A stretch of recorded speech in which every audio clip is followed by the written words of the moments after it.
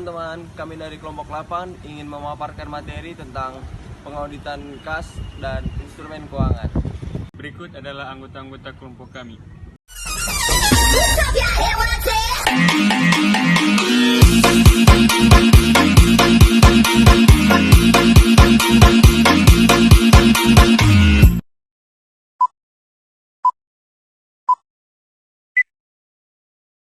Pertama adalah penjelasan mengenai audit saldo kas. Aset lancar yang meliputi uang kertas atau uang logam dan benda-benda lain yang dapat digunakan sebagai media, alat ukur, atau alat pembayaran yang sah. Pertama adalah penjelasan mengenai audit saldo kas. Audit saldo kas adalah aset lancar yang meliputi uang kertas atau uang logam dan benda-benda lain yang dapat digunakan sebagai media, alat ukur, atau alat pembayaran yang sah.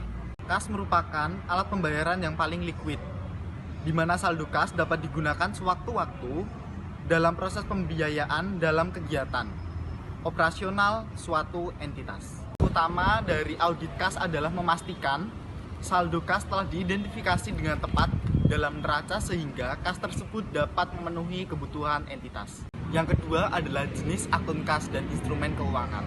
Yang pertama ada akun kas umum atau general cash account. General cash account atau akun kas umum adalah akun-akun yang biasa digunakan pada perusahaan dalam proses operasionalnya. Yang kedua adalah akun impres. Akun impres ini biasanya atau umumnya digunakan untuk pembiayaan beban gaji. Yang ketiga adalah akun bank cabang. Akun bank cabang ini berarti perusahaan akan lebih mudah apabila di setiap perusahaan di tiap-tiap daerah memiliki akun-akun yang berbeda. Untuk yang keempat ada dana kas kecil. Nah, untuk dana kas kecil ini sendiri adalah dana yang bisa dibilang kecil. Bila kalian ingin tahu gimana sih cara membedakan yang kecil dan besar, bisa dilihat atau ditanyai dari perusahaan itu sendiri memiliki SOP tersendiri tidak mengenai dana kas kecil. Nah, untuk bisa mengetahui kas kecil dan kas besar bisa dilihat dari nominalnya. Apabila kas kecil itu biasanya digunakan untuk pembiayaan mengenai pembelian materai, pembayaran parkir dan sebagainya. Nah, untuk pembayaran dana kas kecil ini sendiri itu biasanya nominalnya tidak lebih dari $200 atau di bawah 2 juta. Nah, untuk yang kelima ada setara kas. Setara kas itu bersifat jangka pendek dan sangat liquid, meliputi deposito berjangka, sertifikat deposito, dan dana pasar uang. Nah, untuk yang terakhir ada instrumen keuangan. Instrumen keuangan sendiri merupakan akun instrumen keuangan mencakup investasi dalam sekuritas yang dapat diperdagangkan seperti sekuritas utang dan ekuitas. Investasi dalam instrumen keuangan dapat diklasifikasikan sebagai sekuritas perdagangan, sekuritas yang tersedia untuk dijual, atau sekuritas yang dilakukan hingga jatuh tempo. Yang berikutnya adalah hubungan antar akun yang terkait. Di general cash akan dipengaruhi dari bank branch account. Yang ketiga ada hubungan antara akun yang terkait. Dari general cash dia akan dipengaruhi oleh akun bank cabang di sisi debit dan cash equivalent di sisi debit. Untuk di sisi kredit ada akun impres, dan yang kedua ada akun kas kecil. Kemudian hubungan kas di bank dengan siklus transaksi perusahaan. Ada beberapa siklus transaksi perusahaan yang berhubungan erat dengan kas di bank. Yang pertama adalah siklus modal pembayar, siklus akuisisi modal dan pembayaran kembali. Yang kedua, siklus penjualan dan penagihan. Yang ketiga, siklus akuisisi pembayaran. Dan yang keempat, siklus penggajian dan personalia.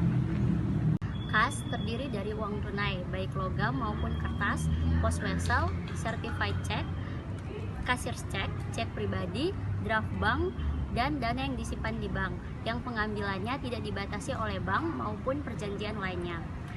Kas yang tercatat di neraca terdiri dari 2 unsur berikut ini. Yang pertama adalah kas di tangan perusahaan, dan yang kedua kas di bank, yang berupa rekening giro.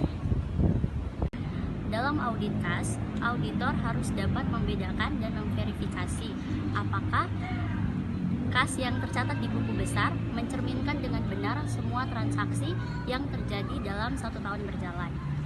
Nah, untuk membuktikan asersi keberadaan kas dan keterjadian transaksi yang bersangkutan dengan kas, auditor melakukan beberapa pengujian substantif sebagai berikut. Yang pertama, pengujian analitik.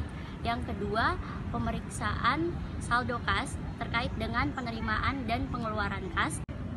Yang ketiga, perhitungan terhadap kas di tangan pada tanggal neraca. Dan yang keempat, rekonsiliasi catatan kas dengan rekening koran bank. Yang kelima, pemeriksaan terhadap kas di bank. Baik, poin berikutnya adalah prosedur yang berorientasi kecurangan. Pertimbangan utama dalam akun audit kas umum adalah kemungkinan terjadinya penipuan. Auditor harus memperluas prosedur audit akhir tahun untuk menentukan kemungkinan adanya kecurangan yang material apabila pengendalian internal tidak mencukupi, terutama pengiriman tugas yang tidak tepat antara penanganan kas dan pencatatan transaksi kas dalam catatan akuntansi, serta tidak adanya rekonsiliasi bank bulanan yang disisipkan secara mandiri. Jadi, dalam mengungkapkan kecurangan yang berhubungan langsung dengan saldo akhir, terdapat beberapa prosedur yang perlu diperhatikan. Prosedur pertama, yakni memperluas pengujian rekonsiliasi bank. Jika auditor yakin bahwa rekonsiliasi bank akhir tahun disalah-sajikan dengan sengaja, maka tepat melaksanakan pengujian lebih lanjut atas rekonsiliasi bank akhir tahun. Yang kedua adalah prosedur bukti kas, di mana hal yang perlu diperhatikan ada 4. Yang pertama, semua penerimaan kas yang tercatat telah disetorkan. Yang kedua, semua pengeluaran kas yang telah tercatat telah dibayarkan oleh bank. Yang ketiga, semua setoran di bank dicatat dalam catatan akuntansi. Dan yang keempat, prosedur kedua adalah bukti kas. Jadi ada beberapa hal yang perlu diperhatikan. Yang pertama, semua penerimaan kas yang tercatat telah disetorkan. Yang kedua, semua pengeluaran kas yang telah tercatat telah dibayarkan oleh bank. Yang ketiga, semua setoran di bank dicatat dalam catatan akuntansi. Dan yang keempat, semua jumlah yang telah dibayar oleh bank dicatat. Dalam bukti kas ini pun kita perlu memasukkan 4 tugas rekonsiliasi. Yang pertama, merekonsiliasi saldo di laporan bank dengan saldo buku besar pada awal periode bukti kas. Yang kedua, merekonsiliasi penerimaan kas yang disetorkan per bank dengan penerimaan yang dicatat dalam jurnal penerimaan kas selama periode tertentu.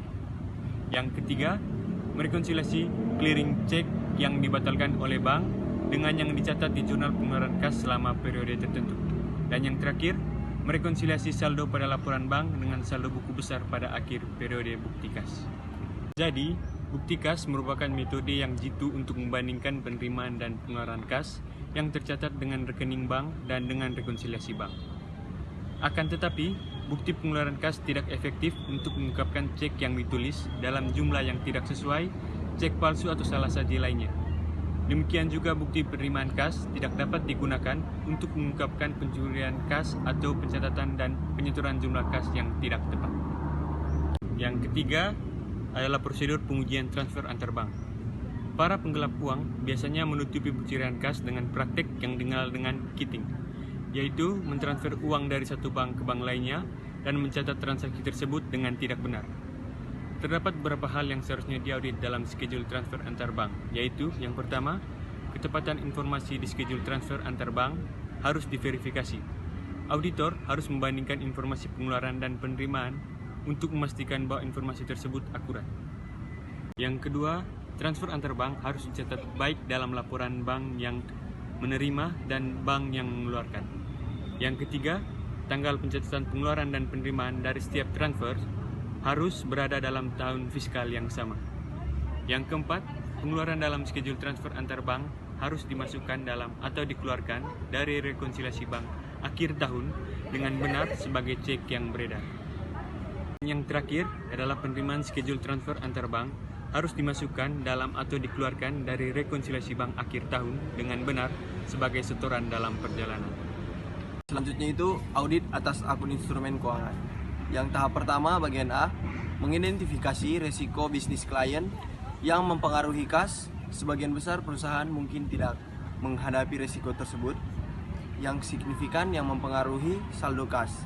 Akan tetapi, risiko bisnis klien bisa saja berasal dari kebijakan manajemen yang tidak tepat atau ngentot. Selanjutnya itu audit atas akun instrumen keuangan. Tahap pertama bagian A, mengidentifikasi resiko bisnis klien yang mempengaruhi kas. Sebagian besar perusahaan mungkin tidak menghadapi risiko klien tersebut yang signifikan, yang mempengaruhi saldo kas, akan tetapi risiko bisnis klien bisa saja berasal dari kebijakan manajemen kas yang tidak tepat atau penanganan dana yang dilakukan oleh pihak lain. Selanjutnya bagian B, menetapkan materialitas kinerja dan menilai risiko inheren saldo kas bersifat material pada sebagian besar audit. Tetapi transaksi kas yang mempengaruhi saldo itu hampir selalu sangat material. Oleh karena itu, potensi salah saji material seringkali ada. Yang terakhir itu audit atas akun instrumen keuangan. Tahap pertama, yang bagian A, mengidentifikasi risiko bisnis yang mempengaruhi kas. Sebagian besar perusahaan mungkin tidak menghadapi risiko bisnis yang signifikan yang mempengaruhi saldo kas.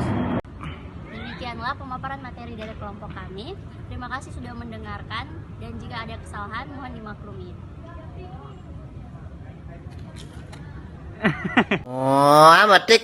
Adalah Impress Payment Trust. Itu apa?